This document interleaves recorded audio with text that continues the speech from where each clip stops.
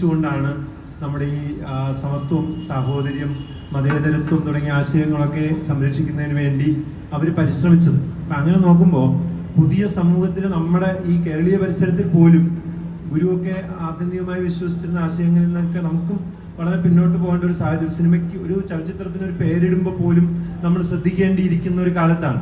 എന്ത് പ്രായോഗിക സമീപനമാണ് നമുക്ക്, അങ്ങനെ ഉണ്ടാവില്ല എന്ന് എനിക്കറിയാം, എന്നാലും എന്ത് പ്രായോഗിക സമീപനമാണ് നമുക്ക് ഇതിനെ അതിജീവിക്കാൻ തക്ക രീതിയിൽ നമുക്ക് നമ്മുടെ സമൂഹത്തിലേക്ക് പ്രേഷണം ചെയ്യാൻ കഴിയുന്നത്, കൊടുക്കാൻ കഴിയുന്നത്?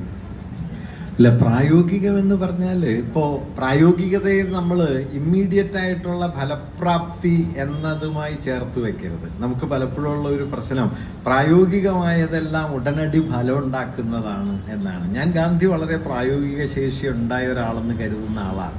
അതെന്തുകൊണ്ടാണെന്ന് വെച്ച് കഴിഞ്ഞാൽ അത് ഗാന്ധി പറഞ്ഞതെല്ലാം നടന്നു. ഗാന്ധി ജീവിച്ച കാലത്താണല്ലോ ഇന്ത്യ കണ്ട ഏറ്റവും വലിയ വർഗീയ ലഹള നടന്നത്.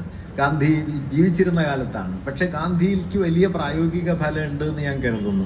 അത് നേരത്തെ ഇർഫാൻ പറഞ്ഞ കാര്യം ഞാൻ നിങ്ങളോട് പറഞ്ഞല്ലോ. അടിസ്ഥാന മൂല്യങ്ങളിൽ നിർണായക നിമിഷങ്ങളിൽ വിട്ടുവീഴ്ച ചെയ്യാതിരിക്കുക, അതിൽ ഉറച്ചു നിൽക്കുക എന്നതാണ്.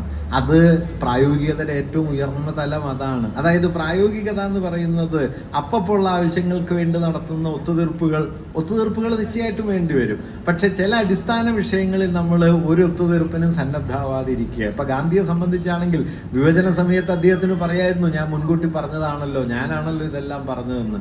അദ്ദേഹം നിശബ്ദത പാലിച്ചില്ല. മറിച്ച് കലാപത്തിന്റെ നടുവിലേക്ക് ചെല്ലുകയും കലാപബാധിതമായ പ്രദേശങ്ങളിലൂടെ നടക്കുകയും കലാപത്തെ പിടിച്ചു കെട്ടാനായിട്ട് ശ്രമിക്കുകയും അതിനെ പിടിച്ചു കെട്ടുന്നതിൽ ഒരുപക്ഷെ ഞാൻ വിശ്വസിക്കുന്നത് ഗാന്ധിയുടെ രക്തസാക്ഷിത്വം ഇല്ലായിരുന്നുവെങ്കിൽ 1950-കളിൽ തന്നെ ഇന്ത്യ ഒരു ഹിന്ദു രാഷ്ട്രമായി രൂപാന്തരപ്പെടുമായിരുന്നു എന്നുള്ളതാണ്. അതുകൊണ്ട് ഗാന്ധിയുടെ ചോരയ്ക്ക് മുകളിലാണ് ഒരു 50 കൊല്ലമെങ്കിലും നമ്മളൊരു സെക്യുലർ സ്റ്റേറ്റായി നിന്നത് എന്നുകൂടി നാം ഓർക്കേണ്ടതാണ്. അതുകൊണ്ട് പ്രായോഗികമായി അതിന് ഫലമുണ്ട് എന്ന് തന്നെയാണ് നാം കരുതേണ്ടത്.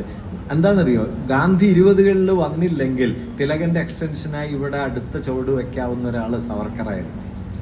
തിലകന്റെ സ്വാഭാവികമായ തുടർച്ച സവർക്കറിലേക്ക് സാധ്യമാകുമായിരുന്നു. അതിനെ ചെറുത്തത് ഗാന്ധിയാണ് എന്ന് വേണമെങ്കിൽ പറയാം. അതുകൊണ്ട് 20-ാം നൂറ്റാണ്ടിന്റെ മതനിരപേക്ഷമായ ഒരു രാഷ്ട്രഭാവനയ്ക്കും രാഷ്ട്രസ്വരൂപത്തിനും നാം വ്യക്തിപരമായ ആരോടെങ്കിലും കടപ്പെട്ടിട്ടുണ്ടെങ്കിൽ ഞാൻ കരുതുന്നത് അത് ഗാന്ധിയോടാണെന്നാണ്. ഒറ്റക്കൊരാൾ ചെയ്തു എന്നുള്ള അർത്ഥത്തിലല്ല, പക്ഷെ ഗാന്ധി അതിന്റെ ക്രോഡീകരണത്തിന്റെ കേന്ദ്രമായി നിന്നു എന്നിന്ന് തിരിഞ്ഞു നോക്കിയാൽ നമുക്ക് കാണാൻ പറ്റും. ആ നിൽപ്പ് നിൽക്കാൻ നമ്മളാൽ കഴിയുന്ന വിധത്തിൽ നമുക്കും ബാധ്യതയുണ്ട്. ഗാന്ധി ചെയ്ത അത്രയും നല്ല, പക്ഷേ ഉറച്ചു നിൽക്കാനായിട്ട് നമുക്കും ബാധ്യതയുണ്ട്. അതാണ് പ്രായോഗികമായ ഒരു കാര്യം എന്നാണ് എനിക്ക് തോന്നുന്നത്.